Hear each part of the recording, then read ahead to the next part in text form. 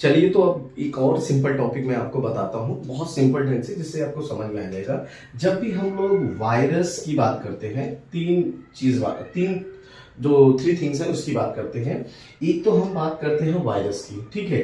तो इस वायरस के पास हमारे क्या होता है, मैं बता दूं आपको। इसके पास होता है प्रोटीन कोड, जो कि किसका बना होता है, कैप्सिड का बना होता है, सिंपल ढंग से। और ये क्या होता है, इसका जेनेटिक मटेरियल।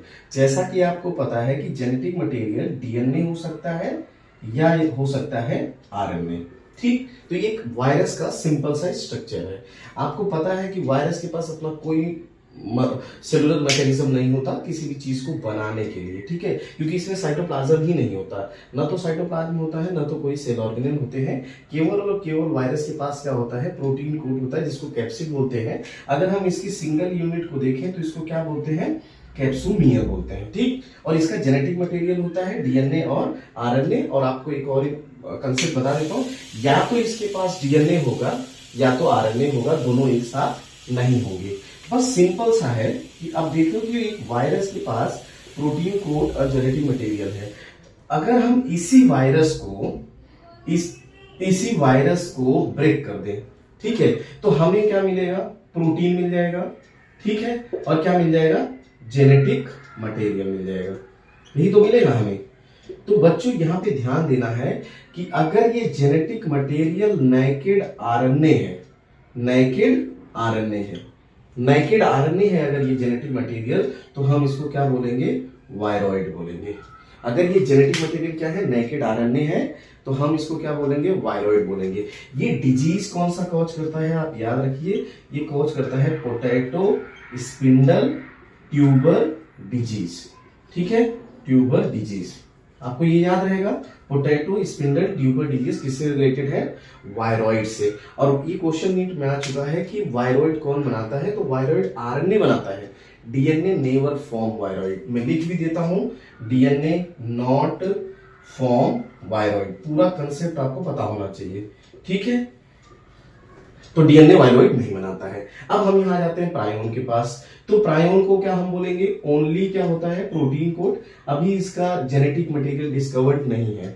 तो इस पी से बच्चों होता है प्रायोन। एक मैं लॉजिक बता देता हूं, और इसी पी का मतलब होगा पागल, ठीक, पागल करने वाली बीमारी मतलब। तो पागल करने वाली बीमारी ये क्या करता है, एक तो होता है mad cow disease. Mad cow disease याद रखिए कि मैड काउ डिजीज किसकी वजह से होता है, प्रायोन की वजह से होता है, जिसको बोवाइन स्पॉन्जिफॉर्म इंसेफेलोपैथी भी बोलते हैं, ठीक। और जो सेकेंड डिजीज ह्यूमन में खोज करता है, जो ब्रेन के नर्वस सिस्टम को डैमेज करता है, उसको बोलते हैं क्या, जैकॉब डिजीज, जैकॉब्स डिजीज बोलते हैं, ठीक है, जैकॉब्स डिजीज बोलते हैं। ये जैसे बोलते हैं क्रूजफील्ड जैकॉब्स डिजीज, ये बोलते हैं क्रूजफील्ड जैकॉब्स डिजीज बोलते हैं, बट आप शॉर्ट में आपको पता होगा तो आपको पता चल जाएगा।